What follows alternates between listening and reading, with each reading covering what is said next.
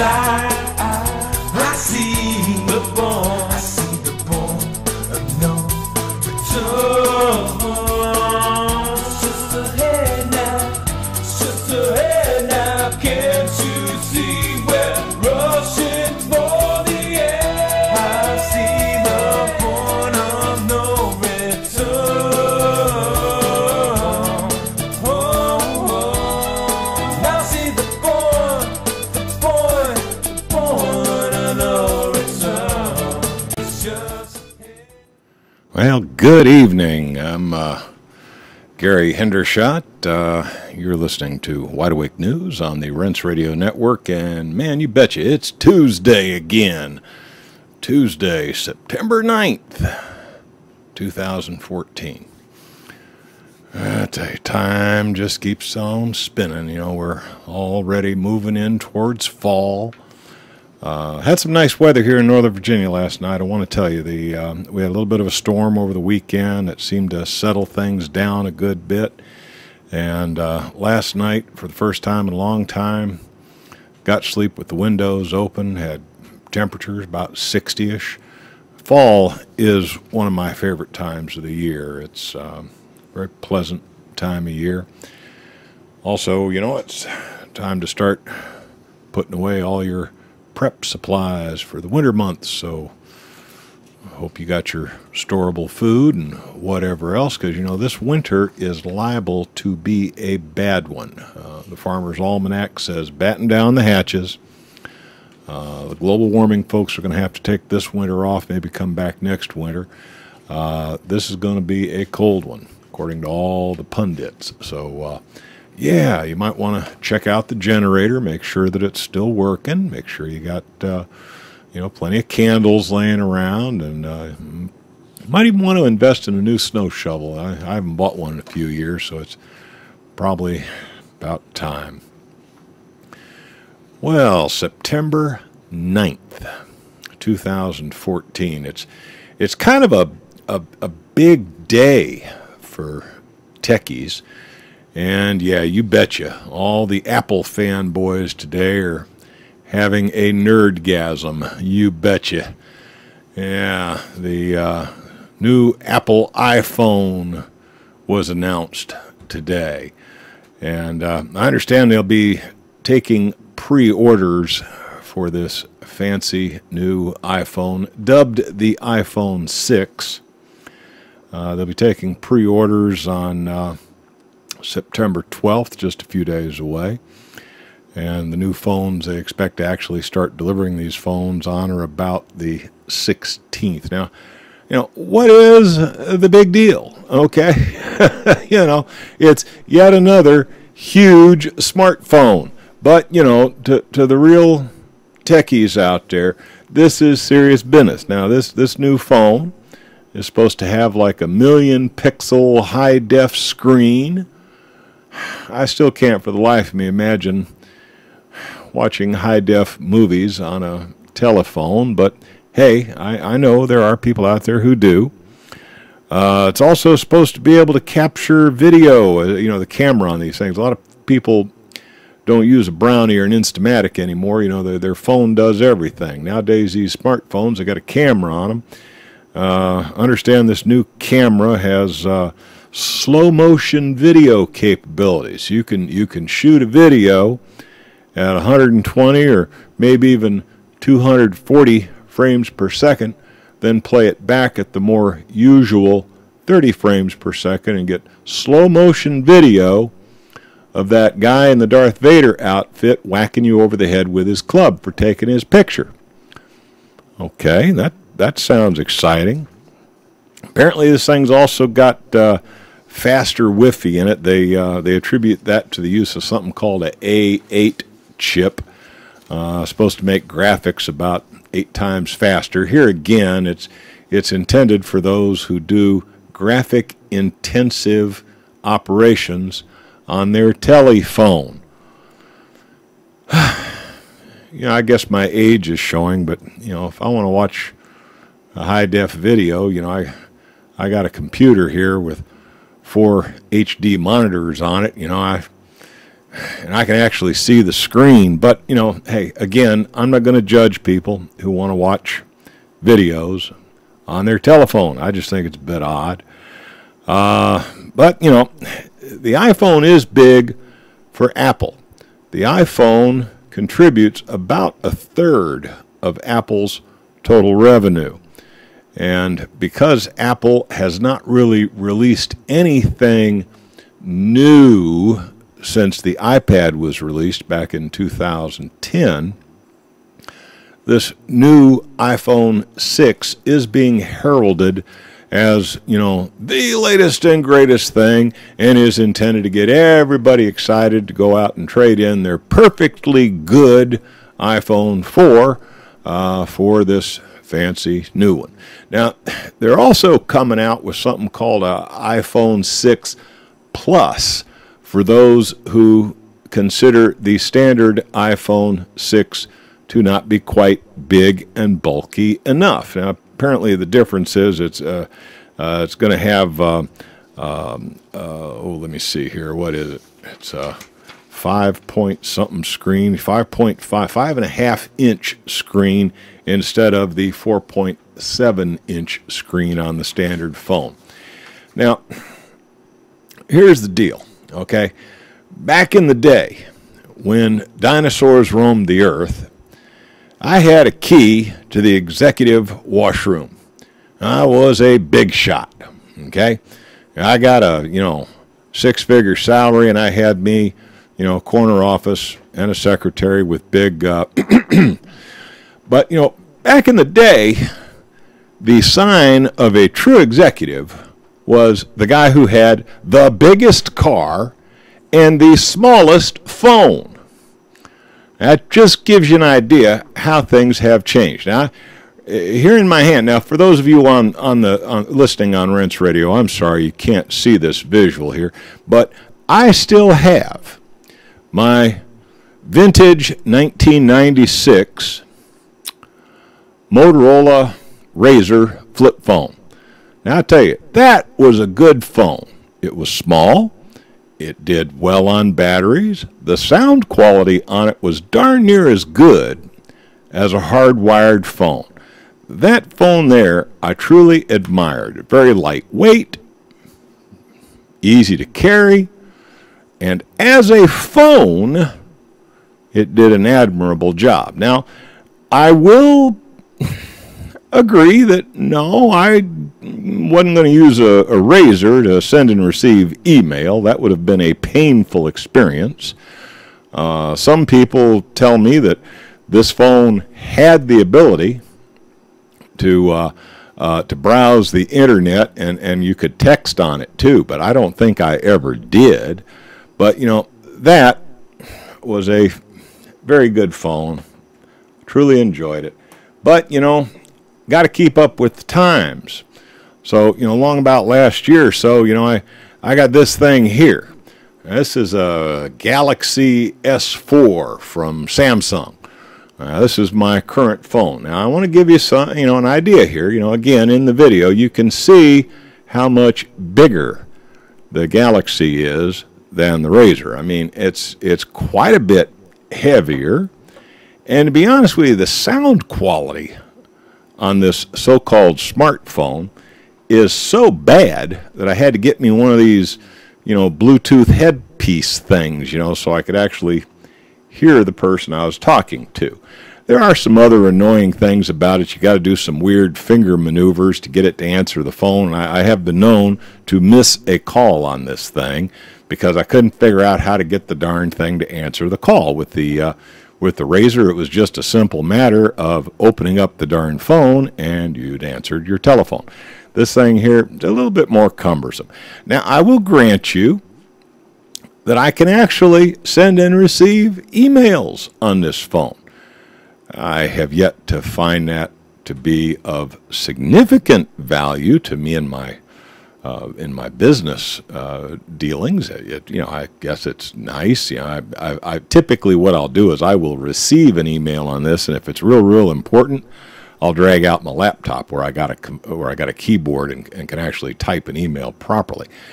But you know, my point to all this ranting and raving over, all this excitement over the new iPhone is, is this really an advancement to move from something small, lightweight, compact, that for the job I bought it to do was excellent, to something that's larger, heavier, bulkier, and frankly doesn't do the job of being a telephone nearly as well? Is that really a technological advance, or are we taking a step backwards? On that one, I'm going to have to leave it to you. I know there's a lot of people out there who are very enthusiastic about these smartphones, and I guess I'm showing my age. When I signed up for a darn cell phone, I wanted telephone service, and the idea to me is a light, compact device that operates extremely well as a telephone is all I really wanted. But that's neither here nor there. My opinion, of $5 get you a cup of coffee at that fancy yuppie coffee place that charges too much for coffees, and you're going to have to make up your own damn mind. Now, there was another announcement from Apple that a lot of people are getting excited about. Apparently they have announced that they're going to have a Apple smartwatch. Now, this Apple smartwatch only works if you've already made the investment in the Apple iPhone. In other words, the two of them, are kind of joined at the hip. This is a Bluetooth device that functions as an adjunct to your iPhone. But here again, I got this darn Citizen, and but I won't go there. The Apple iWatch, or whatever they decide they're going to call it, is apparently the next big thing coming out from Apple. I understand these will be available sometime early in 2015. They gave kind of a preview announcement on it today just to get all the Apple fanboys salivating about what a great new gadget Apple's going to be releasing. Now, will I get in line to be the first to own the new iPhone and or iWatch? Probably not. And it's not because I got any particular problem with Apple. I've got an Apple iPad sitting right in front of me. It's not the latest and greatest. It's probably about 4 years old, but I think it might be a second generation Apple iPad. But I've got no incentive to run out and buy the latest and greatest, because my Samsung Galaxy S4 still seems to work as well as can be expected. But hey, if you're in the market for a new phone and you want all the latest and greatest NSA spying capabilities built into your new phone, please have at it. Get you a new iPhone. Enjoy. Just remember, these Apple products, though Apple is an American company, an American brand name, these products are manufactured by a bunch of 12-year-old Chinese kids in a factory somewhere in the middle of China. They probably got an AK-47 pointed at their head. They get paid $25 a month if they're lucky. And that's eaten up by the company store for their room and board. So, Apple has become a predatory company that has shifted all of its manufacturing to places where they pay slave labor wages.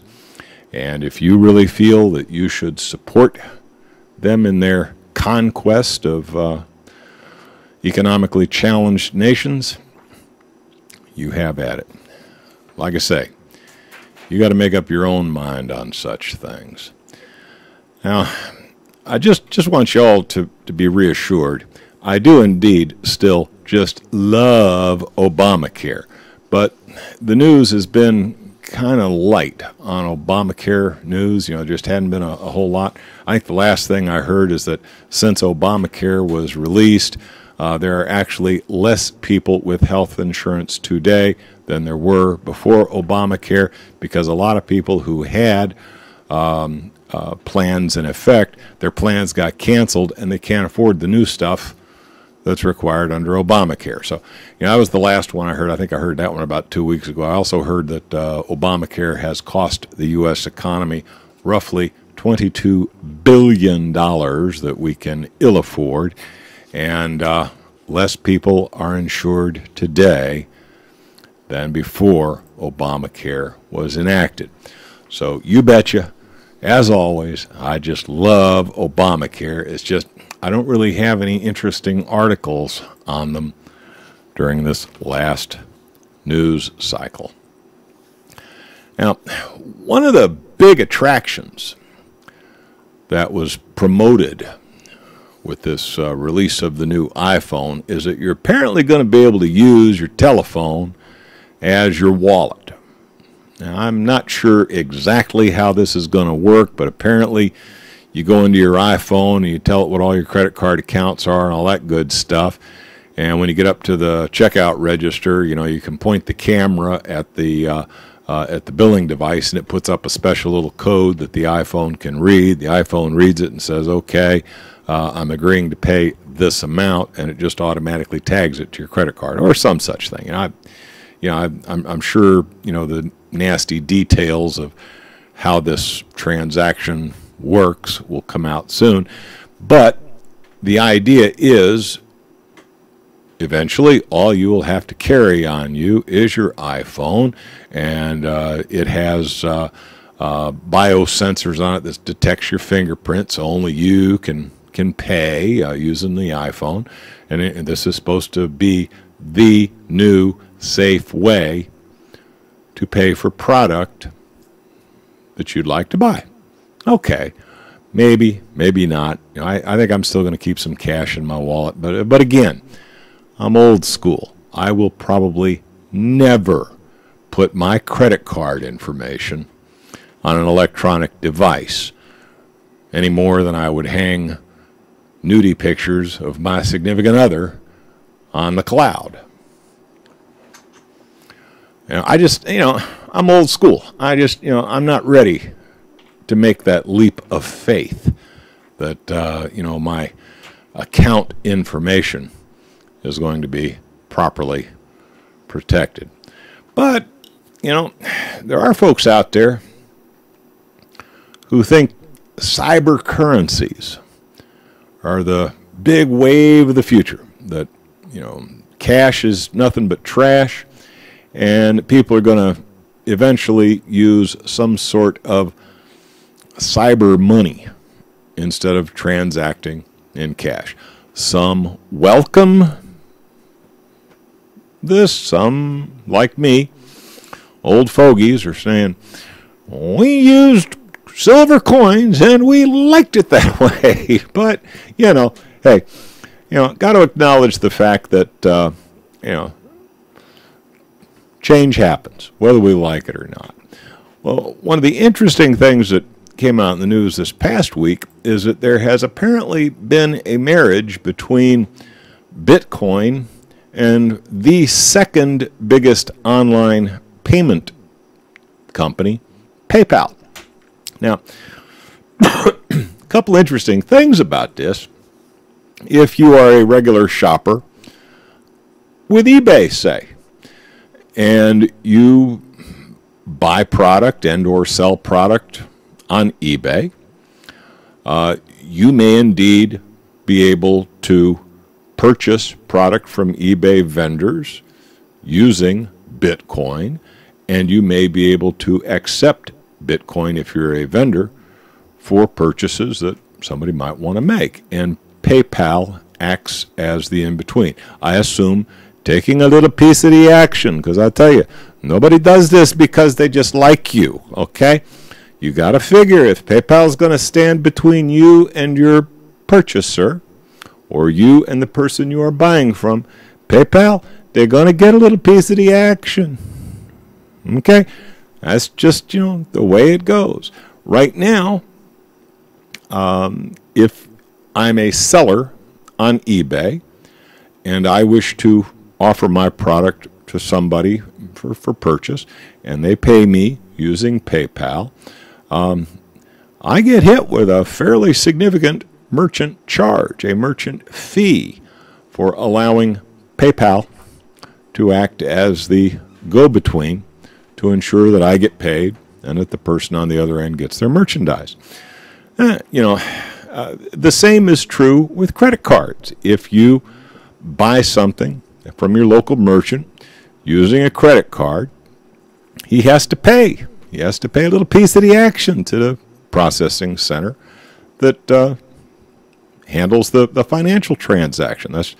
That's been a fact of life since credit cards became popular some years ago. This is one of the reasons why, being kind of old school, I always go around with a little bit of cash, at least a little bit of cash in my pocket, because whenever I'm making a transaction with a vendor, I'm just as likely to pull out some cash and say, hey man, how about a little discount if I pay for cash?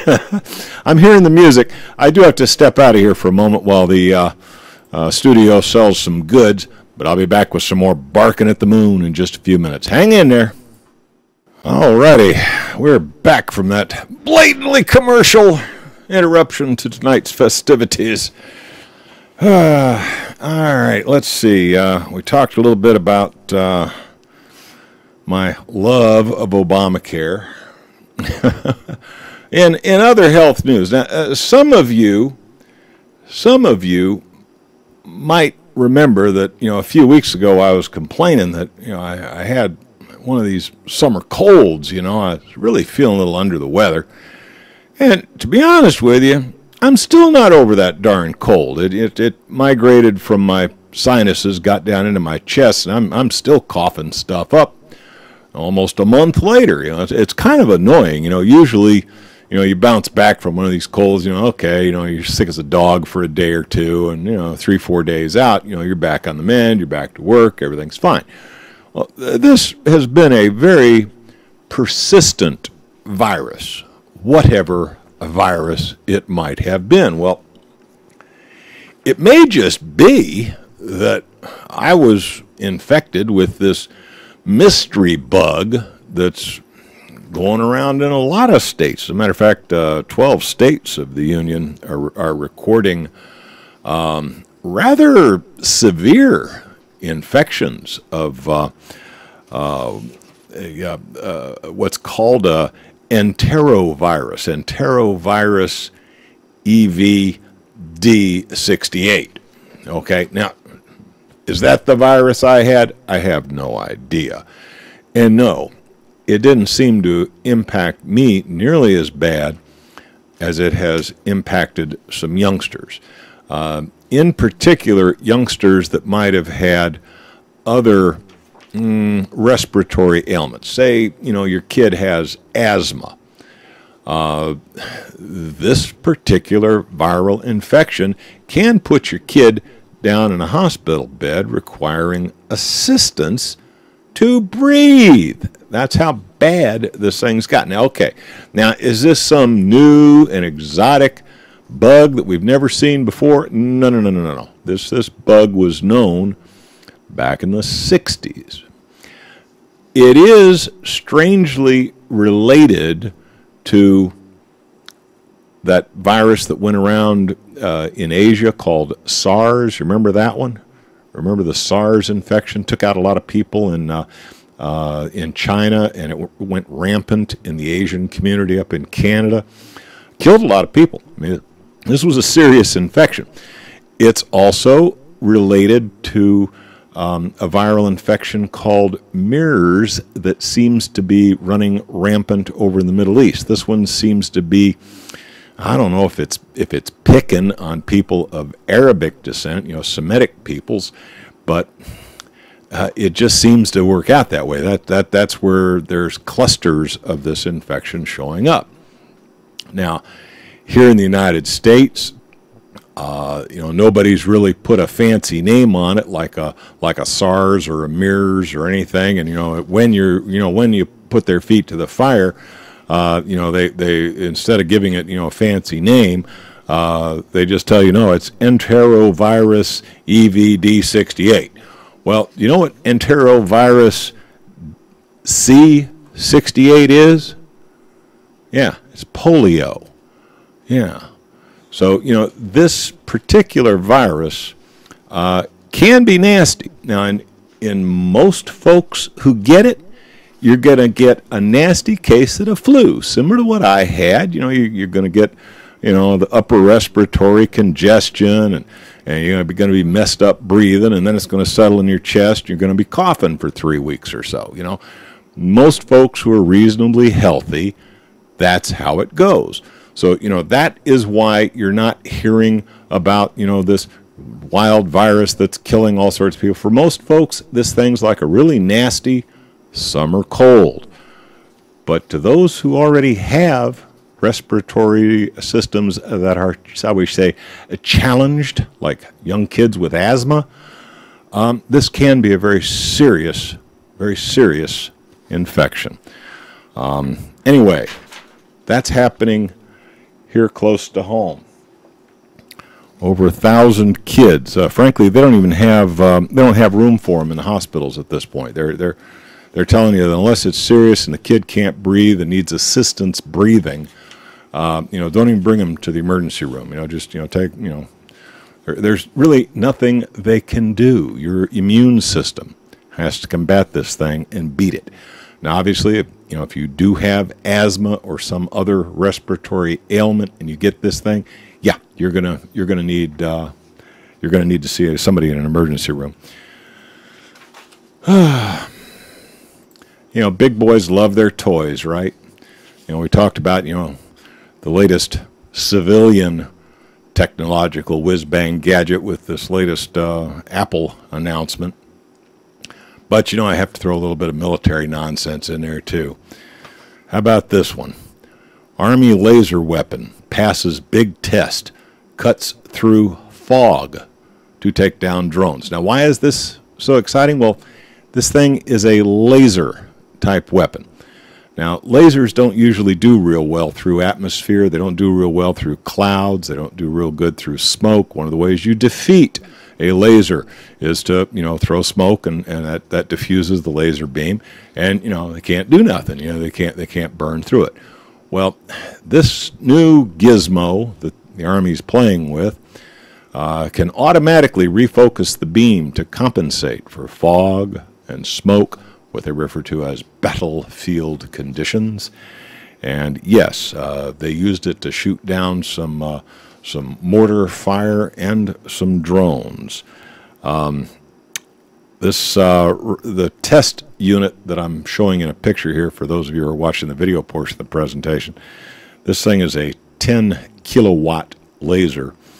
They're talking about once they get this bad boy scaled up, it should produce something between 50 and 60 kilowatts. It is capable of targeting multiple incoming projectiles and/or drones, and apparently has a very short recovery time between impulses. So yeah, big boys and their toys coming to a war near you any day. Now, the police version of this new toy, euphemistically referred to as a compliance weapon. Compliance weapon. Isn't that a nice way of saying, I'm going to blind you so you can't see my face and badge number while I beat you with my stick? A compliance weapon. God, I love that. I love the euphemisms. I bet you they got an acronym for that too. You know, CW, compliance weapon. You know, gotta love it. A firm that produces non-lethal equipment for law enforcement is set to release a new compliance weapon that temporarily blinds targets for up to 15 minutes amidst a national conversation about the militarization of the police. Shield Defense Systems, LLC, a company based in Reno, Nevada, is currently developing the Zero, And listen to here's another euphemism for you. You're going to love this. They refer to it as retinal obfuscation gun. It blinds you. Remember back in the Vietnam War, they had a little shoulder-launched gizmo they referred to as an eye popper. I mean, it was a first-generation laser they used back during the Vietnam War. They would quite literally burn out somebody's eyes from a mile away with this thing. Technological advancements being what they are, this thing is now no bigger than the laser sight one might mount on the frame of a handgun. And yet it is capable of blinding multiple targets in a single burst at ranges from 50 to 100 feet for as long as 15 minutes. Gotta love it. I'm hearing the music again. I got to slip out of here. I will be back with some more barking at the moon right after these important commercial messages. All righty, and we're back from our last break of the evening, which means I've only got about 10 minutes to get through a whole bunch more articles, so let's see how close I can get. Anybody out there, remember that we had a scandal involving the IRS not too long ago? I realize folks have kind of a short attention span. They, if it's more than 20 minutes ago, they tend to forget. I sometimes forget what I had for breakfast that morning. But,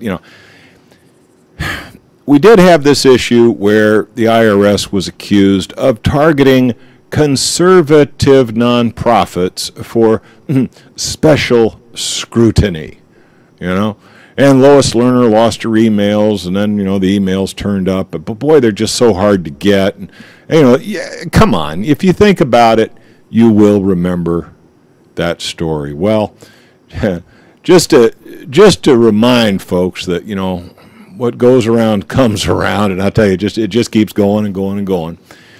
It has come out that Breitbart, a rather conservative, almost neocon news agency, has come under IRS scrutiny.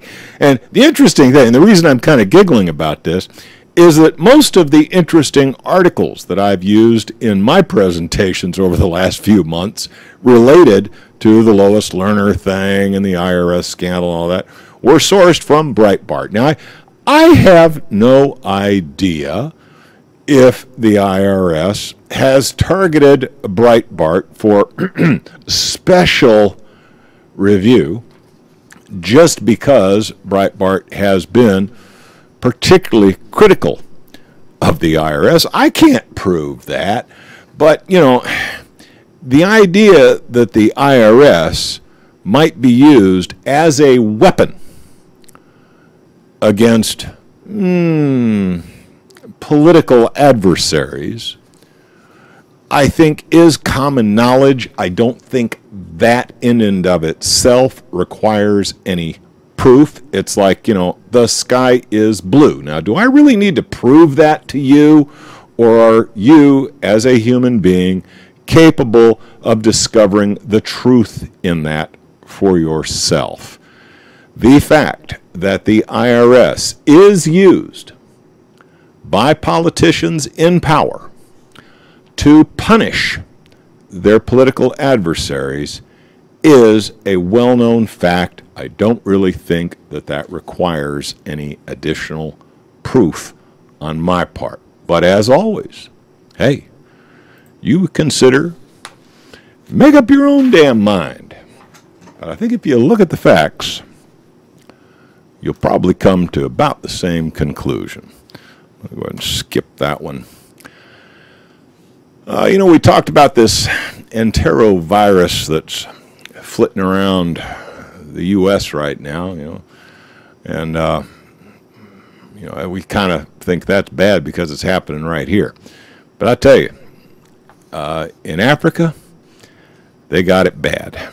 The Ebola virus is now spreading exponentially, according to NBC News, the story that they're sourced from them, across Liberia as patients fill taxis in a fruitless search for medical care.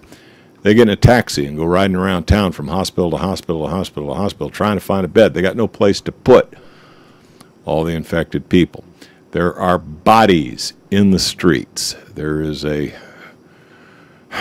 group of young boys who have volunteered to pick up the bodies that are, quite frankly, just laying in the streets of the largest city in Liberia.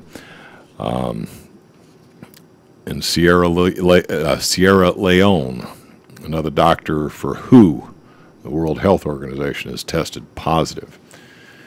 He's going to be extracted from the country and is apparently going to be treated here in the United States. Now, we currently know for a fact that 4 infected persons have been evacuated from this danger zone in Africa and brought to the United States to receive medical care.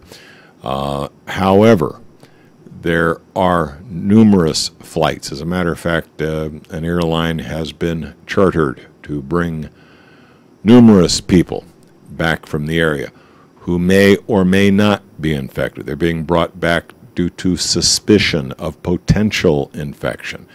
So, you know, how many people are there in the United States that are infected with Ebola? Well, if you believe the mainstream news, you're going to say, oh, well, there's 4, and they're all in isolation. They're all being very carefully cared for. And, you know, there's no chance of this spreading here.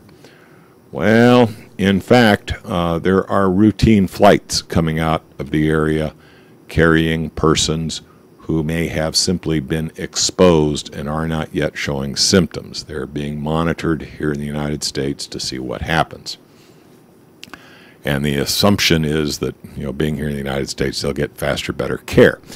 Now, one thing that's come out that's worrying a lot of people is there is some indication that Obama may send military to some areas in Africa.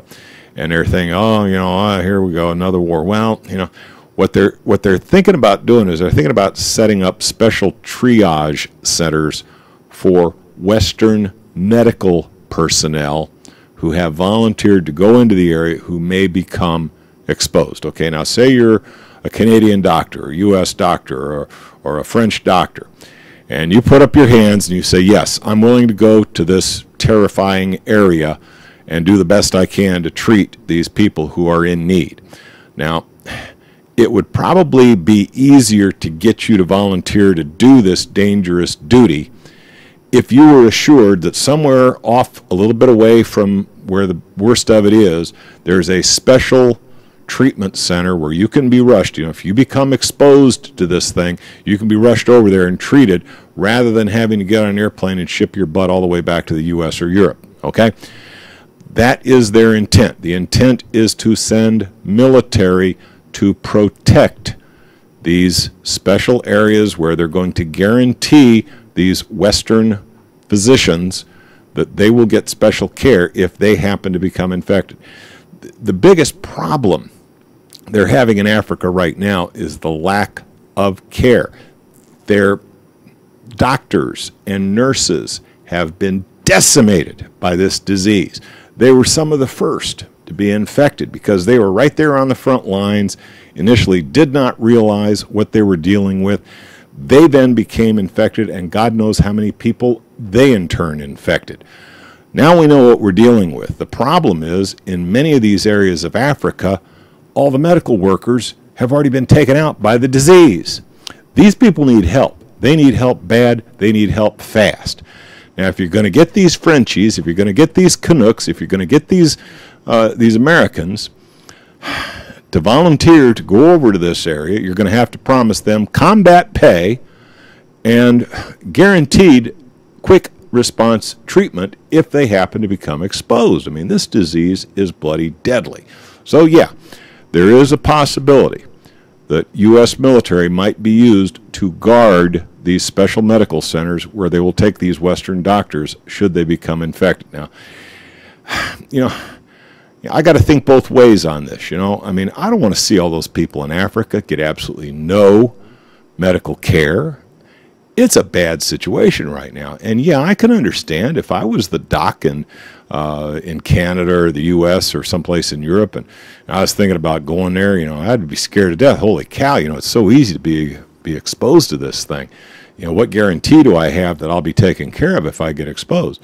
So I can understand why something like this might make sense. And, in the big picture, probably not such a bad idea. It might actually be one of the better uses I've heard for our military in recent days. Now, the area of Africa that has a wildfire of this Ebola thing is growing. Right now, most of Central Sub-Saharan Africa has active infections going on. This is no joke, folks. And, if we don't stop it in Africa, it could be making an appearance somewhere near you real fast. I mean, frankly, it may wind up in Europe or America, even with our best efforts. We don't know. And with a mortality rate somewhere between 50 and 90%, depending on whose statistics you believe, this ain't nothing to play with. So yeah, if we can move to stop it in Africa, probably a good move. I think I'm going to skip that one because frankly I'm running out of time. We are coming up on a serious anniversary.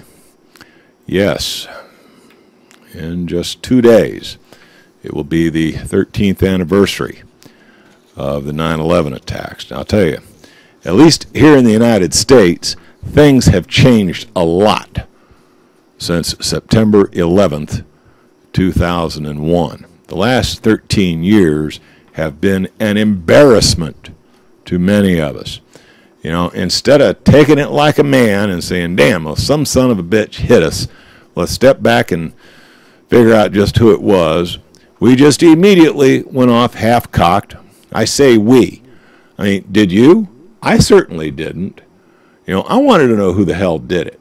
Okay? And when 30 seconds after the towers fell down, somebody was like, Osama bin Laden did it. Osama bin Laden did it. Come on. Show me your proof. They never did show me any proof. They never showed me nothing. Since 9/11, 2001, the United States has suffered more loss of personal liberty than in any other time, even World War II. Even during the paranoia of World War II, things were not as severe as they are now. We're living today under what can only be described as an oppressive administration. Now, what happened at 9/11? Well, I don't know. Personally, I have absolutely no idea. I wasn't there. I wasn't involved in the planning. I was not a member of George Bush and Dick Cheney's team, so I have absolutely no idea what happened. All I know for a fact is that the story of a boogeyman living in a cave in Tora Bora, Afghanistan, does not ring true with me. I think we blamed the wrong guys.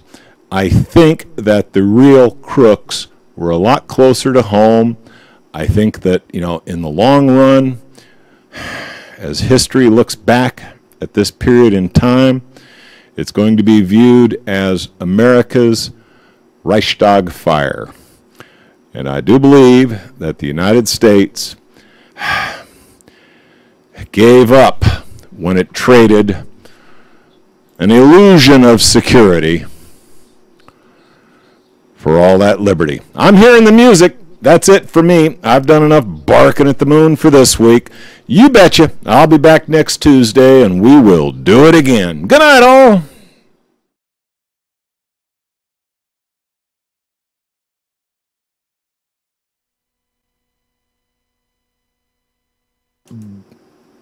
All right, guys, I got time for a little bit of a post-show. Taliban was a CI name for database? No, Al-Qaeda. Al-Qaeda means the base. And it was a code name for the database that held all the Talibans that we were paying off to be good guys for us. And of course, actually back in those days, they were referred to not as the Taliban, but as the Mujahideen. And they were our guys against the Soviet Union. Therefore, by definition, they were good guys. Kind of like this guy, this outfit, the Islamic State is what they're calling themselves this week, ISIS or ISIL. You want to hear something cute? In the news, you hear it quite often referred to as ISIS or the Islamic State. But if you hear Obama or any of his people talking about it, they're talking about ISIL. Yeah. They want this and the Levant built in there because, see, the Levant, that goes all the way up into Syria. It goes into the Mediterranean. It takes off a little chunk of Turkey. Goes down into Iraq.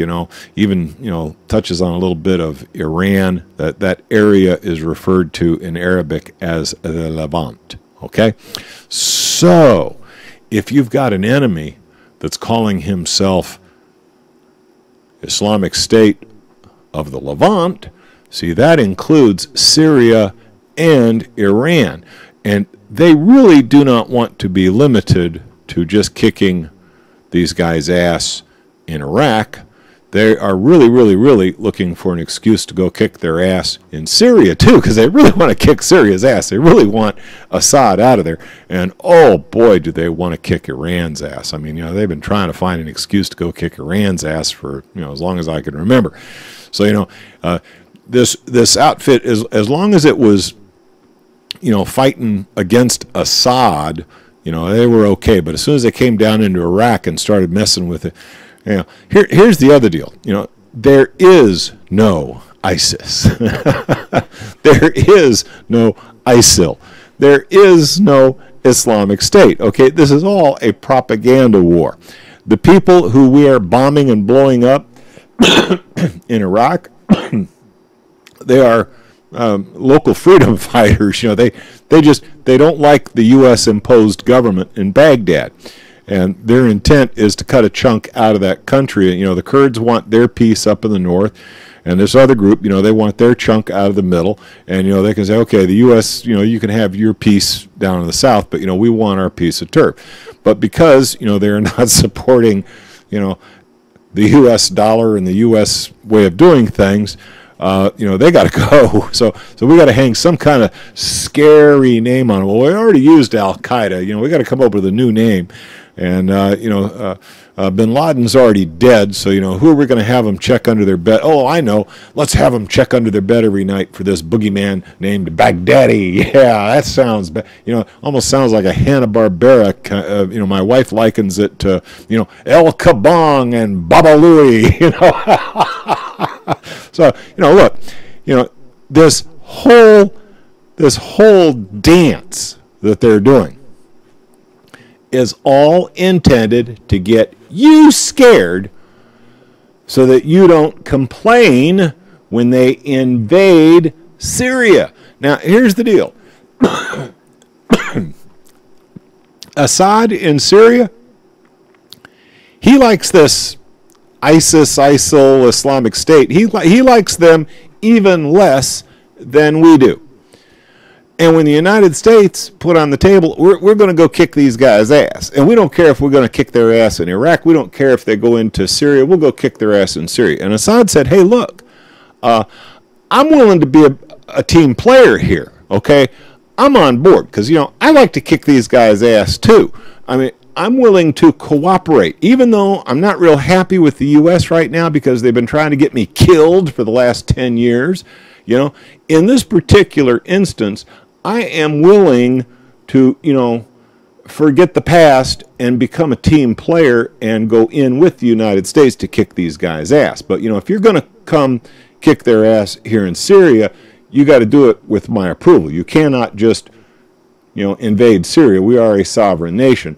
But, let's talk because I'm willing to cooperate. I'd like to have these guys' asses kicked too. If we work together, we can get it done fast. So, but, the United States thought about that for about half a second and said, wait a minute. that does not address the issue. We really want to kick Assad out of there. And, you know, if we can claim that we're going into Syria to get this ISIS outfit, yeah, that's why we did it. That's why we did it. We can bomb the hell out of Assad and get away. Oh, gee, it was an accident. We're sorry. We didn't mean. Oh, gee, we thought that was ISIS over there. We didn't realize that was, you know, Assad's, you know, barracks, you know. So that's what this is all about. It's bullshit with a capital B. It is bullshit so deep that it's beyond hip waders, man. You better get the lifeboat going, okay? That's how deep the bullshit is over this ISIS, ISIL, Islamic State thing. Now, were some Americans and Israeli dual citizens beheaded? Probably, yes. Probably a year ago, probably by the terrorists that were funded by the United States, who this week we have chosen to label as ISIS or ISIL or Islamic State because it is convenient to U.S. interests to rebrand them, to use them as the latest boogeyman to scare you. Oh, yeah, and they're coming across the southern border, and they're going to take down the power grid, and oh, you better check under your bed because Baghdadi's hiding under there. He's going to get you. Look, you have a better chance of getting hit by lightning or getting eaten by a great white shark than you have of being killed by an Islamic terrorist. Those are the numbers. Those are the statistics. So before you go wage war on a nation who's done nothing to you, nothing, think long and hard. Now, yeah, you know, when it comes to religion, you may do the hokey pokey to the right, and they may do the hokey pokey to the left. Let them do the hokey pokey any way they want to do the hokey pokey. They're doing the hokey pokey in their backyard. Leave them the hell alone. You go do the hokey pokey any way you want to. They don't care as long as you're not doing that hokey pokey in their backyard. Okay? But then again, I'm just an old country boy with rather simple point of view on things, and I could easily be misled. So how is everybody in the chat room? How many do I have left out there? There's a handful still hanging out. You know, there was a number of items in the news that I was not able to get to. Let me poll the audience. I've got a real cute little article here. You know, you remember it's a Jeff Foxworthy type bit. I didn't have time during the regular broadcast to do it. I pulled this thing off of Zero Hedge, and it's really kind of cute. It's called 11 Ways You Know You Live in a Country Run by Idiots. Now, I'm going to poll the audience. Does anybody want to hear this bit, or should I save it for another time?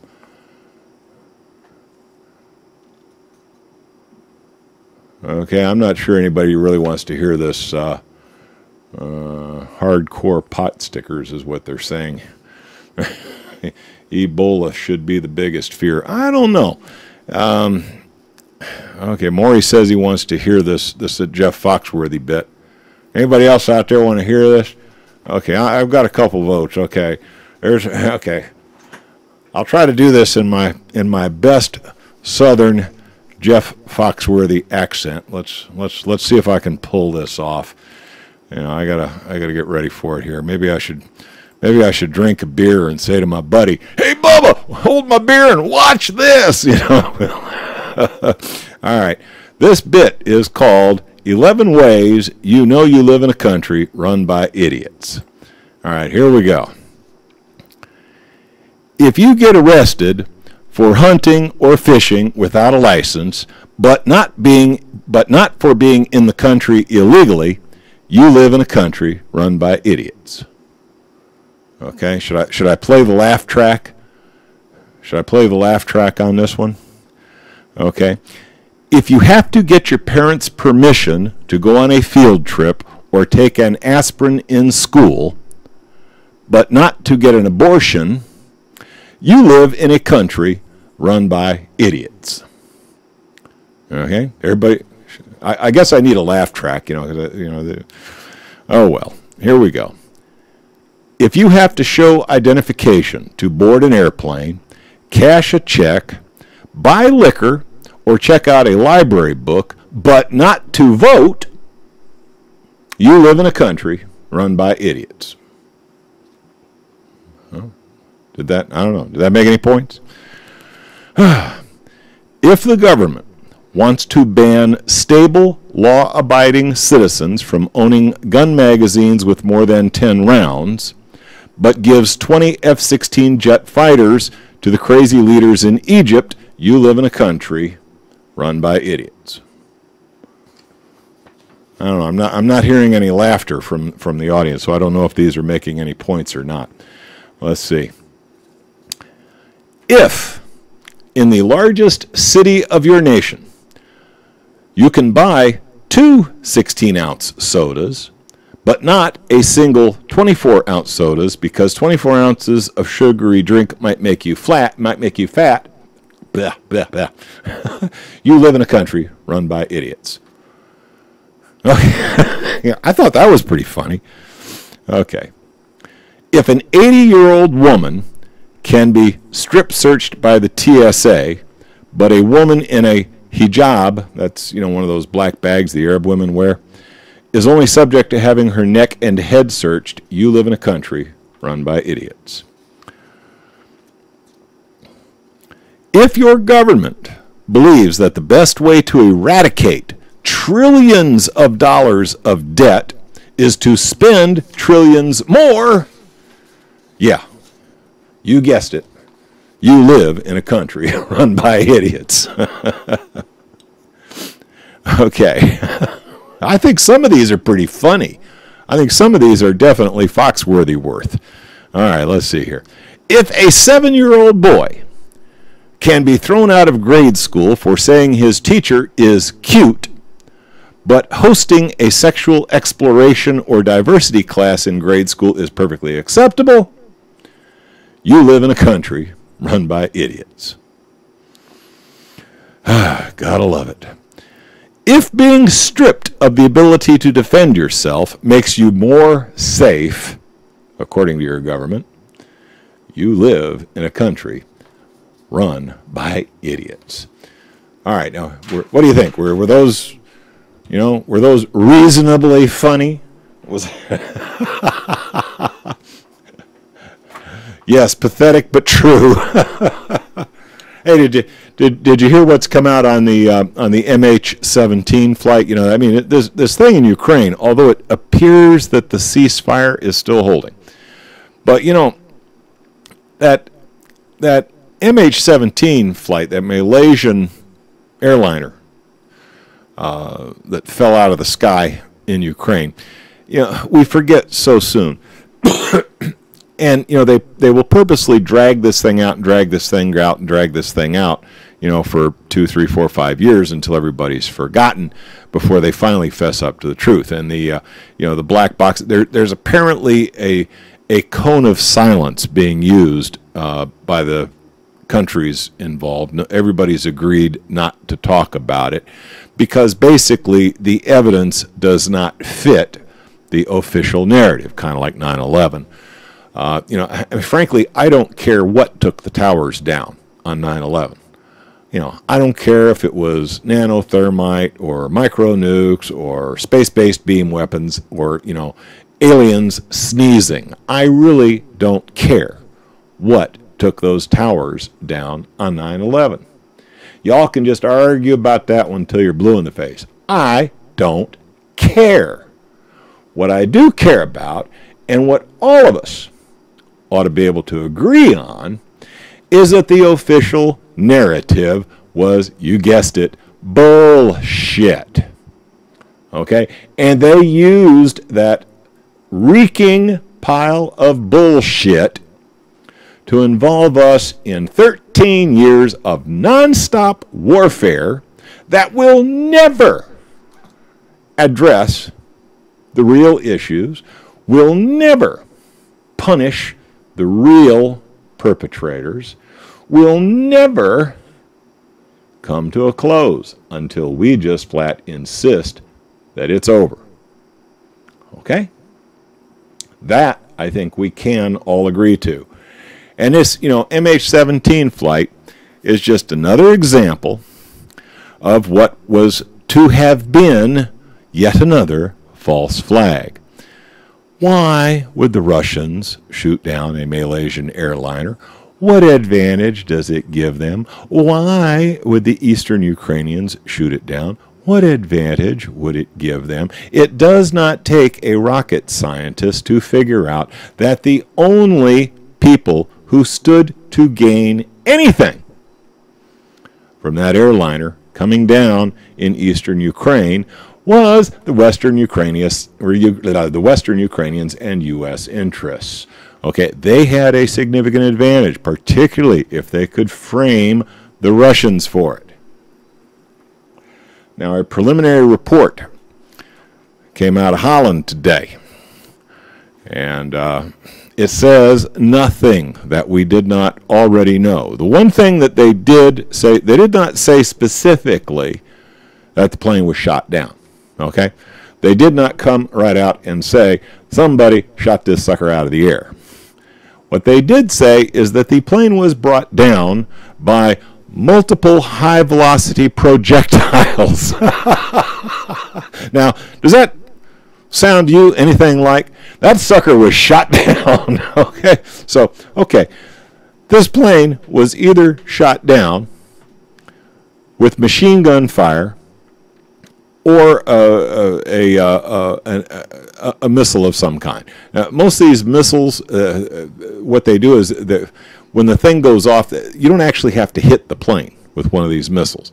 You have to get it close enough and then explode it in the near vicinity, because what it does, it has like a whole bunch of big ball bearings in it, and when it blows up, it just tosses these ball bearings into the path of the airplane. So as long as you're close to the airplane when this missile goes off, it's going to get punctured by all these various projectiles that the missile puts off. And of course, if you're flying an Su-27 and you've got a 30-millimeter cannon and you happen to be close enough, you could quite literally stitch that thing in such a way with your cannon that the whole nose of the airplane would fall right off, which is apparently what happened. Okay. So MH17, do we know any more today than we knew before? Not really. All we know right now is that, yes, the plane was shot down. Who pulled the trigger? Well, process of elimination. Doesn't look like it was a Russian team. Really doesn't look like it was an Eastern Ukrainian team. Chances are it was a Western Ukrainian fighter jet, probably with cannon fire. But we don't know that for sure, and I'm not sure if we ever will. It might be another one of these things where we won't know the truth about 9/11 and we won't know the truth about MH17 until all the perpetrators are long dead. I mean, hell, they still haven't really come out and told us the truth about JFK's assassination yet. That's ancient history at this point. Most of the perpetrators are dead. When did they bury Johnson? It's not likely that we will really know the truth about MH17 during my lifetime. That's it. That's all the material that I had originally planned to present tonight. How about you guys? What hot items in the news was I either too lazy or too slow to put together for the news tonight? What did I miss, guys? Somebody had to.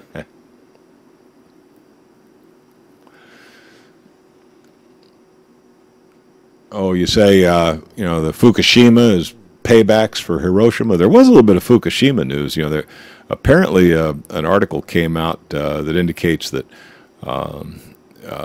initial boom that went off when Fukushima went off, it appears that everybody everybody estimated the amount of radiation that came off of that initial kapow when Fukushima blew up. They underestimated it by a factor of 10,000. So that has just now come out. Apparently, they underestimated the amount of radioactivity that came off of Fukushima by a factor of 10,000. Now, they're telling us today that only a few hundred tons of radioactive water a day are getting released into the Pacific Ocean. Do you think maybe they might be underestimating a little bit? Look, it's gallows humor. With some of this stuff, if you don't laugh, you start crying. So when I laugh about stuff like this, it's a self-defense mechanism. Frankly, if I didn't laugh about this stuff, I wouldn't be able to discuss it. I'd break out crying. That's how sad so much of it is.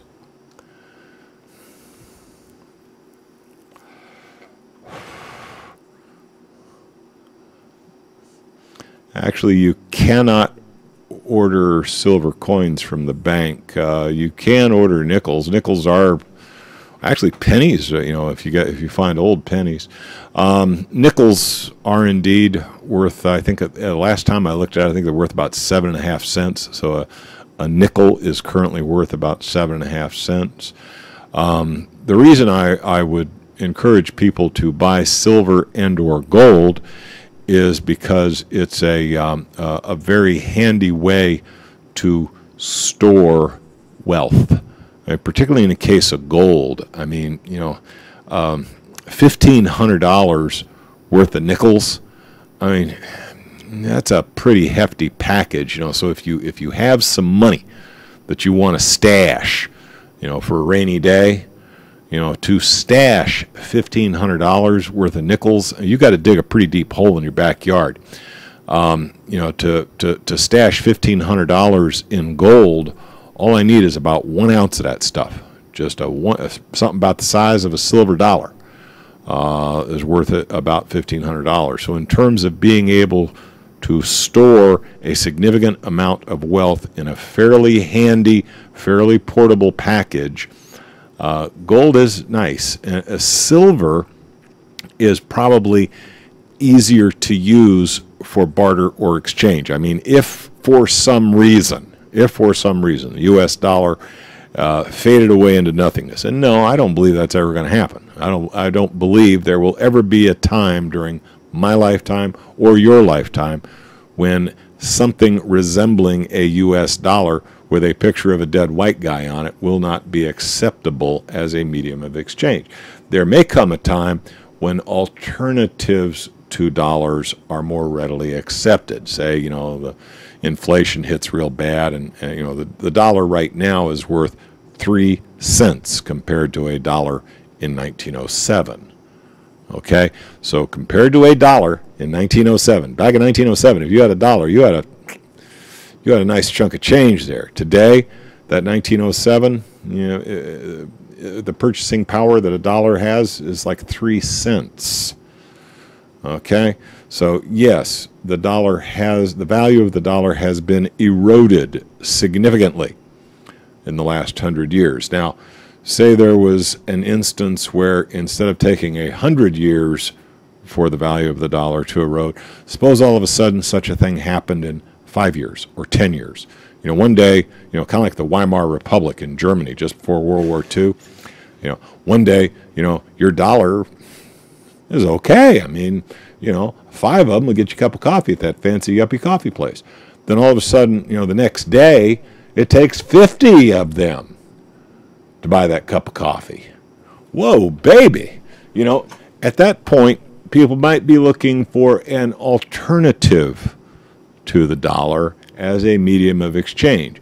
At that point, a person who has, a nice chunk of silver would probably be in pretty good stead, because that silver will probably retain the same buying power. Even though the dollar is inflating out the wazoo, that piece of silver as a commodity should retain the same buying power it had the day you bought it.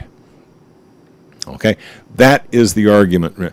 Silver, I think, is a much more readily accepted form of exchange than nickel. Okay, even palladium and platinum. You know, I have a little bit of palladium. I have a little bit of platinum. I bought them because it's novel metals. They're valuable to me. But if you take somebody a chunk of palladium or a chunk of platinum, it kind of looks like silver. So, you know, they're going to look at it and they're not going to really know what it is. Okay. Now, if you got gold or you got silver, most everybody knows what gold looks like. Everybody knows what silver looks like, and they have some appreciation for the value of those two metals.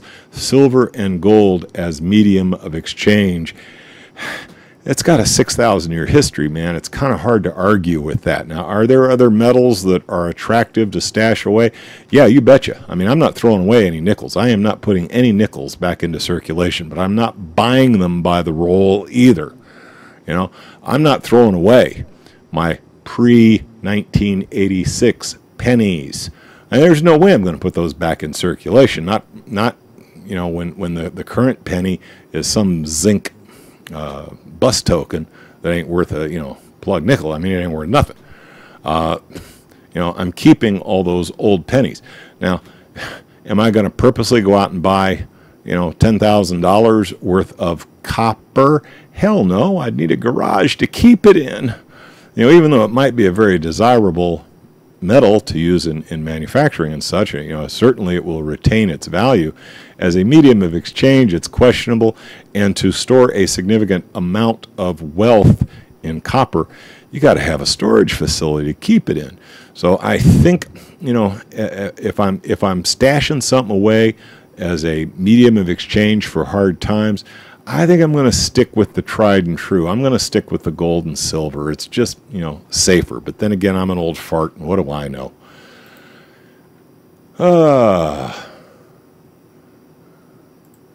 Ounce gold equals $1 of water. There may come a day, you know, water may indeed be very, very precious. Here on the East Coast, it's not so bad. I mean, you know, I could go out in my backyard, dig a hole 10 feet down, and I hit the water line. I mean, that's how close the water level is here where I live, and it's safe drinking water. I'd probably run it through my Berkey gravity filter anyway. But, you know, in many parts of the United States, water is becoming very, very precious. And let's face it, you know, to survive, you need water. You need food. You need breathable air. You need something covering your ass because, you know, you happen to have been born a naked ape. You don't have enough hair on you to stay warm in the winter. So you need some clothing and you need some shelter. All right. If you've got those basic things met, you're now free to consider building a society that specializes in doing specialized tasks. But, you know, if you ain't got food, if you ain't got water, if you ain't got air to breathe, you ain't got clothing, and you ain't got a little bit of shelter, chances are you are in survival mode. You are one mean bitch that, frankly, I don't want to be anywhere near because, you know, you will probably take from me what you need because you will be that desperate. I got the water covered. I got a Berkey water filter, no problem. You know, if I can't get clean water, I'll clean it. Every coin in Chernobyl is radioactive, yeah. Only thing that will be here afterwards is cockroaches and Sasquatch. Well, you know, it could be. You know, it could very well be. Although I don't know. I have no way to prove it. Don't really know this to be a fact, but I think humans have been this way before, and I think they'll probably be this way again. I do not believe this is the first time humans have achieved a significant level of technological sophistication. I think it's, you know, I think history is really circular. It is not linear, and we keep repeating the same mistakes over and over and over again. And we're looking like we're going to repeat the last big mistake again.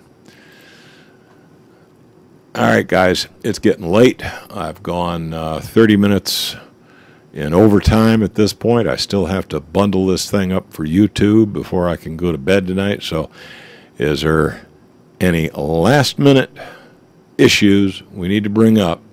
I may have missed a couple good ones earlier in the chat, when I was off ranting and raving about one thing or another. If you've got a really hot item that I missed, let's go ahead and post it up now or forever hold your peace. All right, I'm seeing a lot of thanks for the great shows. Hey, I try, I really do. Believe it or not, you think this is easy. It took me about 4 hours to prepare for that. It takes me 4 hours to prepare for a 42-minute presentation. All right, guys, I'm out of here. I hope you all have a good evening, and you betcha, I'll be back next Tuesday, and we'll just do it again.